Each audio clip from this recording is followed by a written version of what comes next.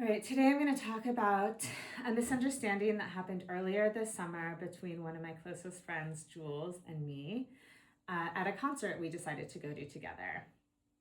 We had planned a girls' night and we had been looking forward to it for a while, and she bought tickets to one of her favorite local bands.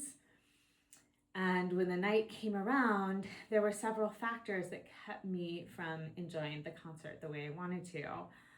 First of all, I'd been studying all day for a nutrition exam and my brain was just fried. I was mentally tired. I'd also skipped lunch because I was studying so hard, and then I didn't eat dinner because I thought we were going to eat before the show. But when we met up, Jules had already eaten, and so we ended up just drinking a glass of wine at the bar.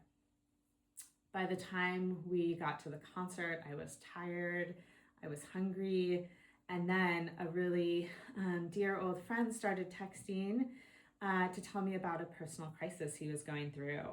And so I started to get distracted and worried about him. What happened was Jules noticed that something was going on with me. And when she asked me if I wanted to leave, I said, no, I'm having a good time, because I wanted to protect the evening. She recognized that things weren't adding up, and her feelings ended up getting hurt because she thought that I didn't want to spend time with her. So that was the situation. And I think it illustrates several communications concepts that we learned about this semester. First, about encoding and decoding. I encoded a message by putting my thoughts and feelings into words and behavior, and then Jules decoded the message by interpreting what I said and what she observed.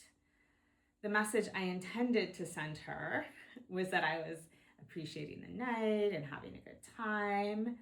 However, my message was communicated through multiple channels. It wasn't just the verbal channels of me telling her I was having a good time. She also was picking up on the nonverbal channels, like I wasn't dancing, I had low energy, I kept checking my phone, so I was clearly distracted, my face probably looked really serious. And so those verbal and nonverbal messages didn't match up. And so Jules decoded a different message than the one I intended. Looking back, I also created noise in the communication. My hunger, my exhaustion from studying, my concern for my friend, all affected how I communicated to Jules without me even realizing it. And finally, our communication was transactional, meaning we were continuously influencing each other. As I became more distracted, more low energy, Jules became more concerned, and then she was asking if I wanted to leave. Then her concern made me more aware that something felt off, and then I tried to compensate by saying as convincingly as I could that I was having a good time and wanted to stay. And that was really the crux of the miscommunication. So in analyzing this, I chose 4 of the communications concepts that we talked about to explain why the misunderstanding happened. And these are interpersonal perception, attribution theory, nonverbal communication, and self-disclosure. So first of all, interpersonal perception, it's the process of giving meaning to another person's actions based on what we observe. Jules noticed that I wasn't acting like myself. She could observe that I was quiet and I was distracted and I wasn't dancing, and she didn't have a way to know what was going on behind the scenes for me. So based on that observation, she formed the impression that something was wrong. Attribution theory explains how people assign causes or motive to another person's behavior when they don't know what it is. So because I hadn't told her what was going on, she was trying to make sense of why I was acting differently. And so she assigned that I was not enjoying myself, that I wasn't appreciative of the night together, or that I wasn't enjoying her company.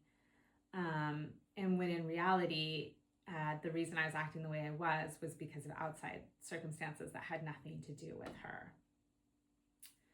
Nonverbal communication was also a big one because we communicate both through verbal communication, and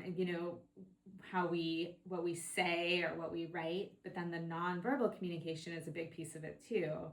And all the things that I was doing, although I was saying, no, I don't want to leave, she could see that I didn't look like was having a good time. I wasn't acting engaged and joyful, and I wasn't smiling. And so research shows that when the verbal and nonverbal messages conflict, that people often choose to believe the nonverbal messages. So no matter what I said, she was picking up on the fact that I wasn't having a good time. And then finally, self-disclosure, which is intentionally sharing information about yourself that the other person wouldn't otherwise know. I think this was probably my biggest mistake of the evening, was that I didn't disclose that I hadn't eaten all day, that I was tired, that I was distracted by my friend. I thought I was protecting her experience by keeping that to myself, but in fact, it made it harder to connect with her. Had I shared even a little bit of that information, she probably would have understood my behavior and not taken it personally, so we could have avoided the miscommunication. And she might have been able to support me as well by suggesting that we get food, that we step outside, or simply reassuring me that it's okay that I'm not feeling great that night. So when I think about what we could have done differently, I think there's two sides. I think on my side, I could have communicated more honestly instead of insisting that everything was fine, because it's very hard to pretend that everything's fine when you're giving nonverbal cues and other cues that tell you, give another impression.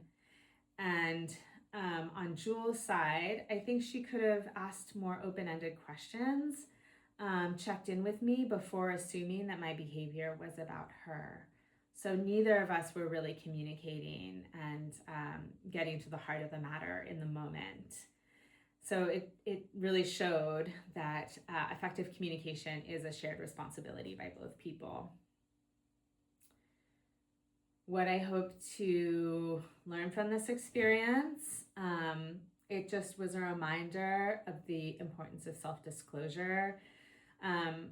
By giving other people the information they need to understand what I'm experiencing, I'll try to be more honest about how I'm feeling so that my words and behavior communicate the same message. And remembering that we're not necessarily doing a favor by withholding what's going on, even if it's hard. And if someone else seems distant or distracted, I'll try not to immediately make an attribution and take things personally without checking in, because it isn't necessarily personal. Instead, I'll ask questions, I'll listen compassionately, and just remember that there's always circumstances that we can't see that are going on for other people. And I really appreciated that my friend Jules had that kind of wisdom, and though it didn't happen in the moment, she called me the next day to check in, and she said that something had felt off and she just wanted to check, that I had seemed distracted and her feelings had been a bit hurt. And that gave me the opportunity to apologize and share what had gone on. And we were able to repair the relationship really quickly, and it actually brought us closer. That doesn't always happen, but it was a great example of good communication. So I am grateful to have friends like her. And ultimately, the experience taught me that misunderstandings often happen because we're trying to interpret incomplete information. And so the answer is always to be more honest, forthcoming, open, to be good listeners so we can pull that out of other people and hopefully strengthen our friendships and relationships along the way.